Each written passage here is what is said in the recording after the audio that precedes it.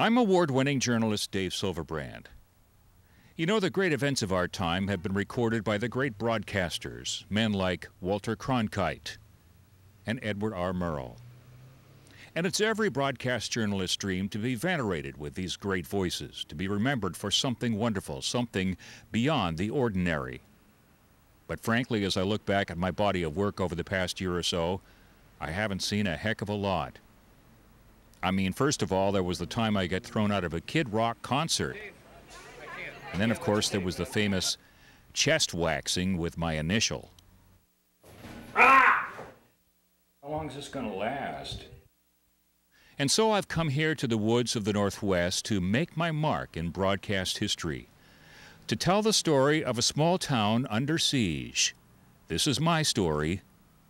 This is your story. The people of the North Coast had settled into life in the serene Pacific Northwest. The county's new animal shelter had opened. Folks had harvested their crab, recycled their Christmas trees, found reasonable means of alternative transportation, did what they could to bring a wounded world together. In one neighborhood, someone had found the droppings of a pot harvest, touching off a scurry of activity looking for what the newspaper called buzz fodder. Life was mellow indeed. I'll start cutting. Bring her down, Carl. Oh, get him down.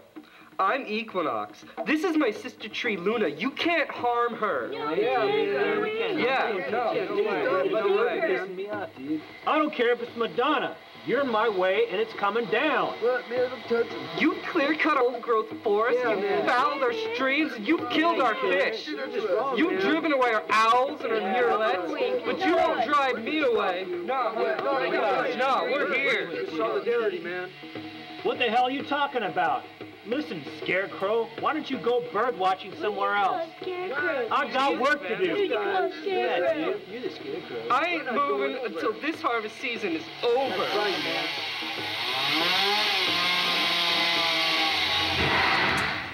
Ah!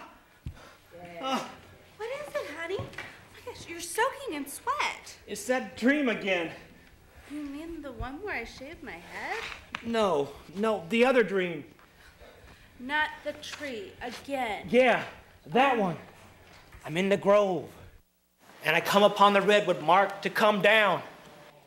I'll start cutting. I called to the boys, and I fire up the chainsaw, and I move in closer.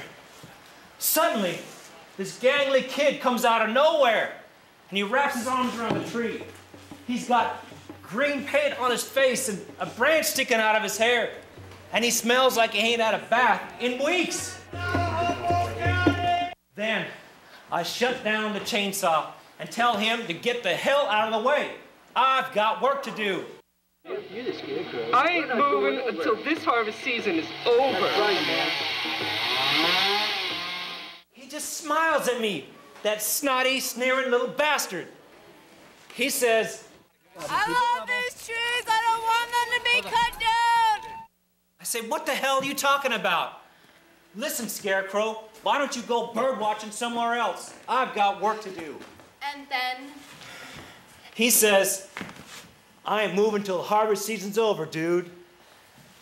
Well, that's 4 months away. That ain't gonna work. I gotta cut the tree.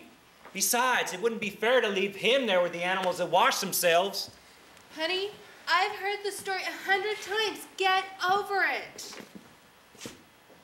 So, I figure I'll scare him. I fire up the chainsaw, and I move in closer. He ain't moving, so I'm moving closer. He still ain't moving. So I figure, what the hell? And I start cutting away. Oh, he cuts like soft pine. And all of a sudden, he goes from 6 foot to about 4.5. And he's laughing at me, laughing. How horrible for you. And he's calling me a killer. And he's running around like a crazy-ass munchkin. I don't know. I think it means something.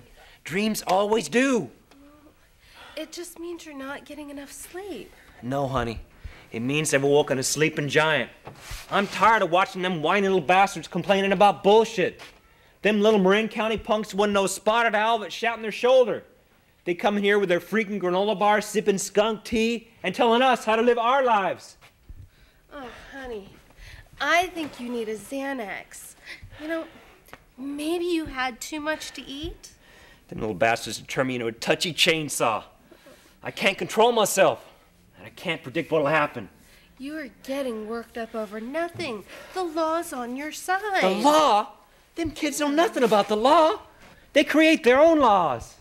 They lie in the logging roads begging us to turn back. Only reason I don't drive over them is I don't want to mess up my front end alignment. Honey, you have got to calm down. Oh, maybe if you played in my lens for a while, you'd feel better. I can't. I'm not in the mood. You can call me Shania. That always helps. I can't. Okay, waste your time. But let me tell you something. If you don't get this under control, you're going to wind up just like Julia Butterfly. What do you mean? I mean, you're going to be sleeping in a tree for 2 years with one big difference. Nobody's going to miss you.